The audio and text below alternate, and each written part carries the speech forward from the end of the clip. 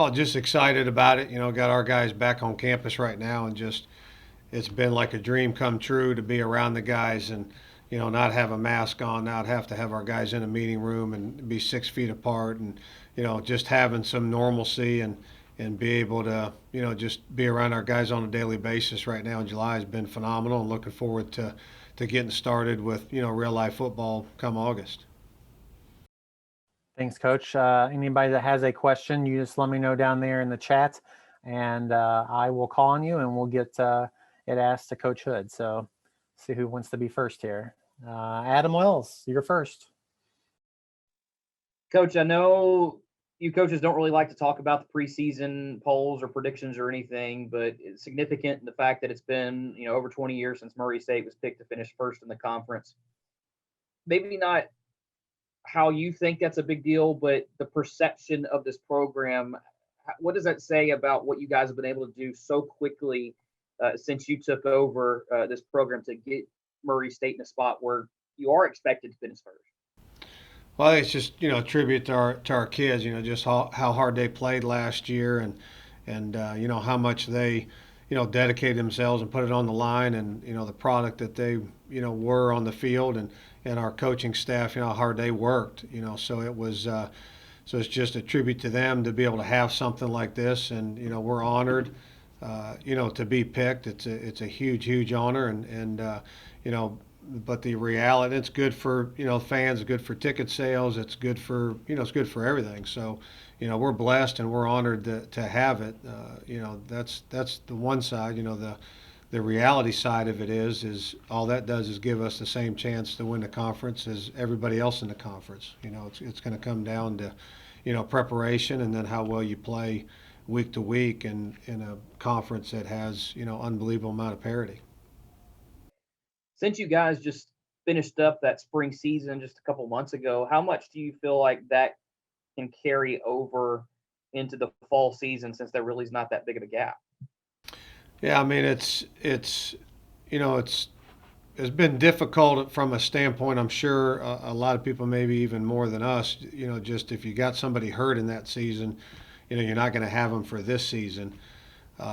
It is fast. I don't know, the carryover. I think every single team, even though you got the majority of the guys back, still, there's new parts, there's new pieces, and I think each game has a life in and of itself, and each season has a life in and of itself. So it's going to be different. It doesn't mean just because you did A, B, C, or D, and in that year, and it's close together to the next year, that's going to be exactly the same. It's not going to be. There's too many moving parts, and football's such an unbelievable team sport with as many guys you got out there trying to get all in the same direction. So it is interesting or different, I guess, because it's so close together.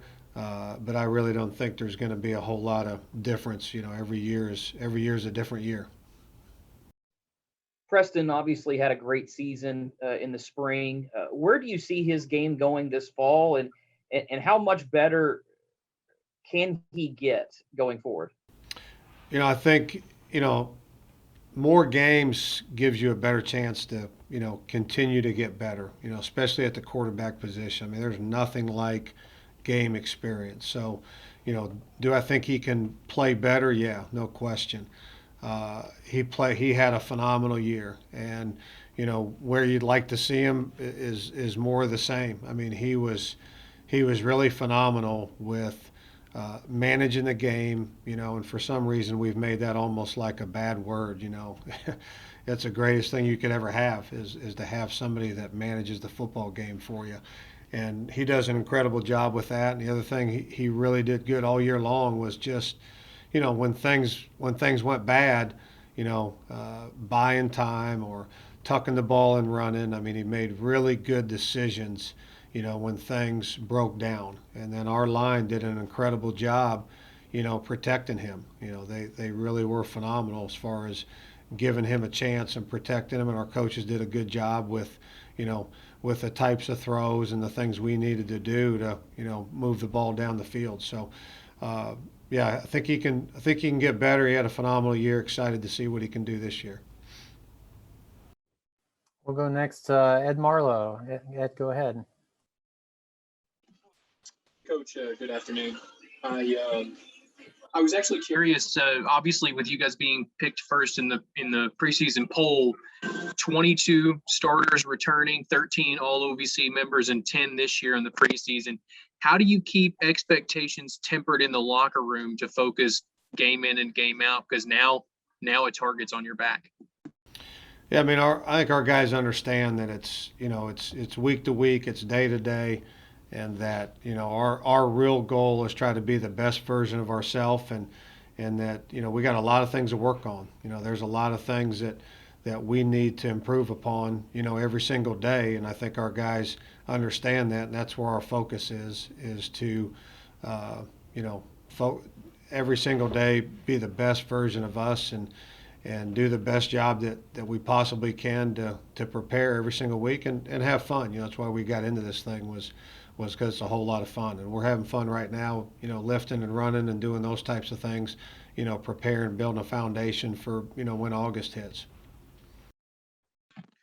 And just to follow up real quick with that, Coach, it's extremely rare for a college football team in any situation, COVID, extra year, no matter what, to have 22 starters return.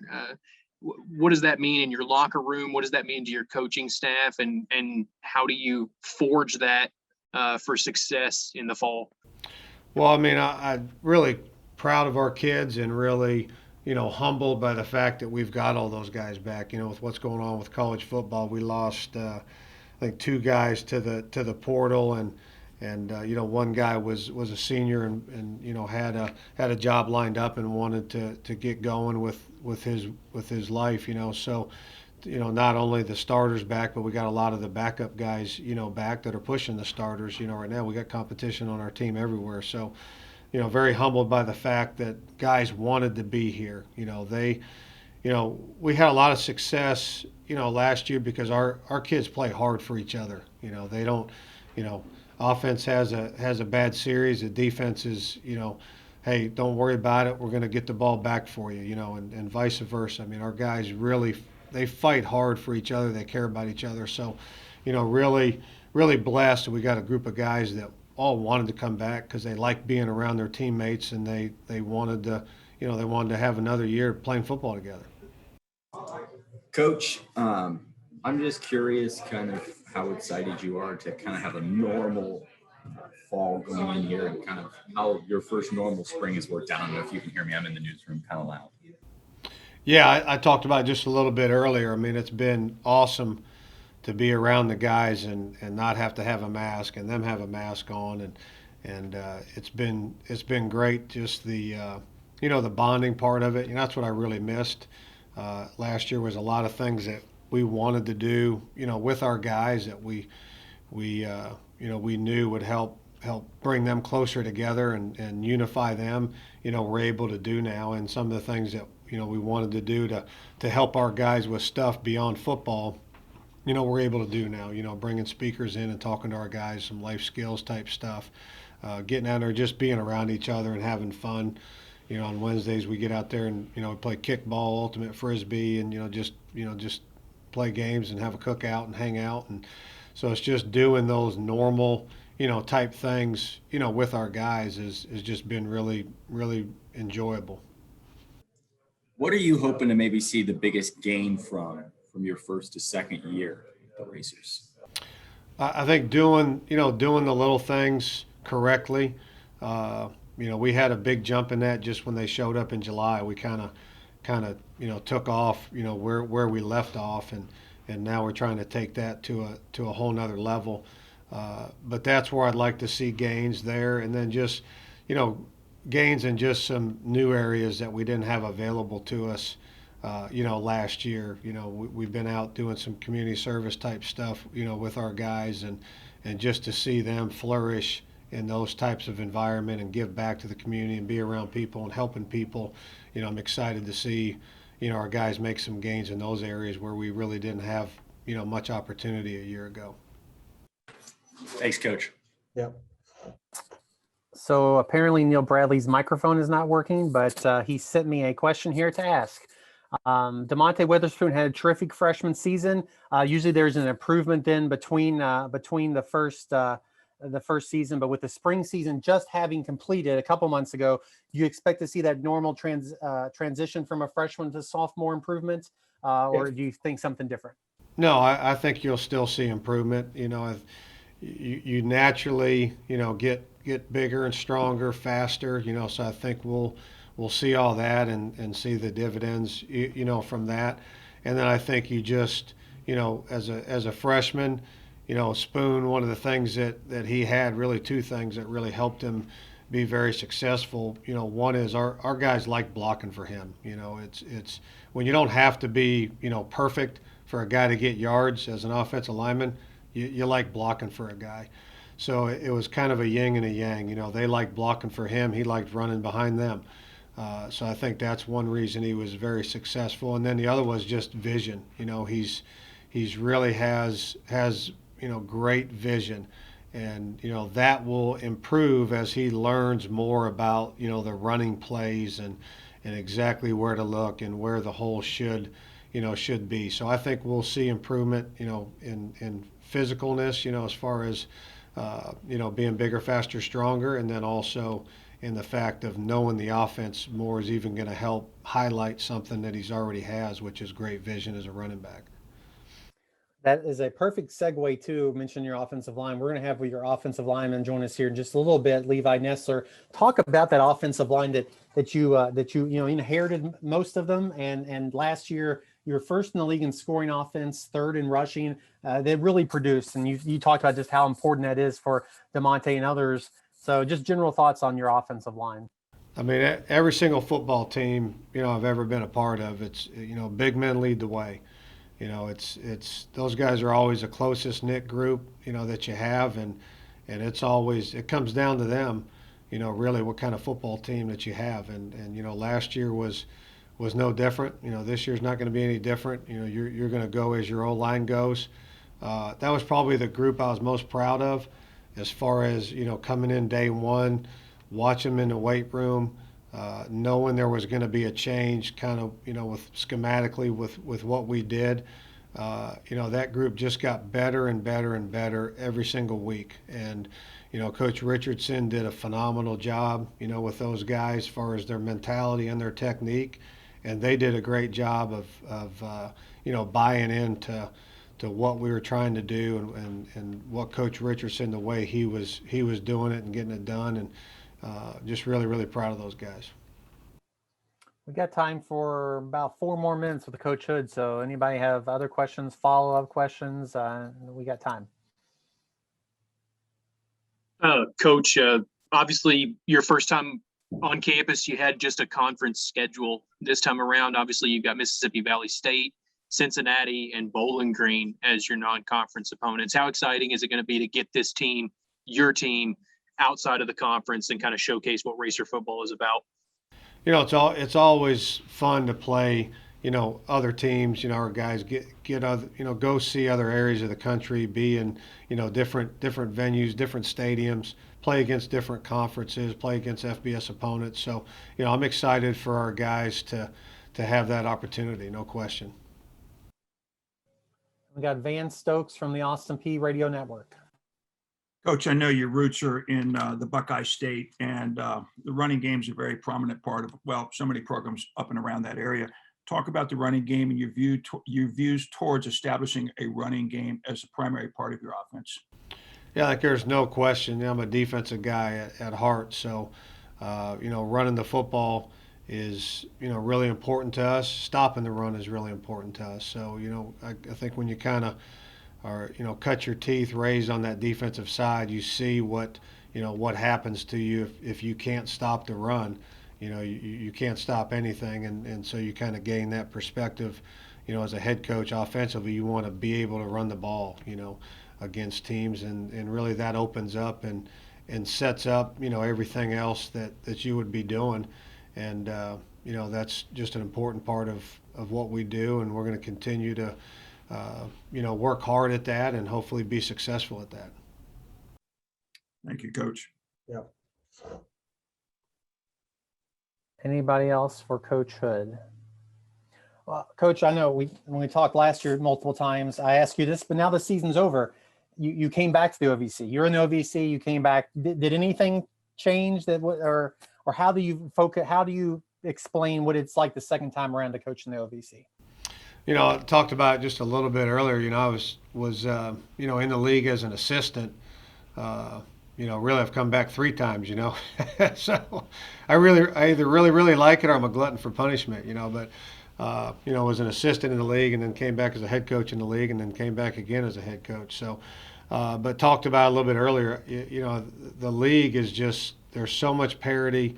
It really is. You look at the teams and to try to pick, to say, this team's going to win this game against this team because they did last year because they're higher ranked or because they got a really good quarterback or because they got a real good defense.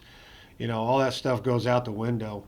When you play an OVC game, I mean, anybody literally can beat anybody on any given Saturday, and anybody can win the whole show, from a conference champion, perspective. I want to follow, and Ed, we'll go to you next. Follow up on that. And I put this out in our release this morning. In the last 5 years, every current OVC team has been ranked in the top 25 polls. So how does that speak to, getting some national attention and doing the things you need to do to win football games? And the OVC is only one of 3 conferences to say that over the last 5 years. Right. I mean, we did it, last year, did it the year before. The big thing is you got to win, playoff games. That's the key. That's how you're going to gain, respect. Obviously, you have the very difficult task, and it happens, of being an FBS opponent. That gets you on the map. But the biggest thing from an FCS perspective and gaining respect as a conference is, you got to win. You get in the playoffs, you got to win playoff games. And we've done that the last 2 years. I'm not sure prior to that, but I know we've won playoff games in this conference the last 2 years, and that's what we got to continue to do. And then we'll go back to Ed to wrap it up with Coach Hood. Coach, a lot of times depth charts change all the time, and I know for continuity's sake, you'd love to see 22 players that started last year finish out this season. But are any specific X factors or positions you expect to be really battled for, or maybe someone in your recent recruiting class that maybe can contribute right away that we can think about going into the season?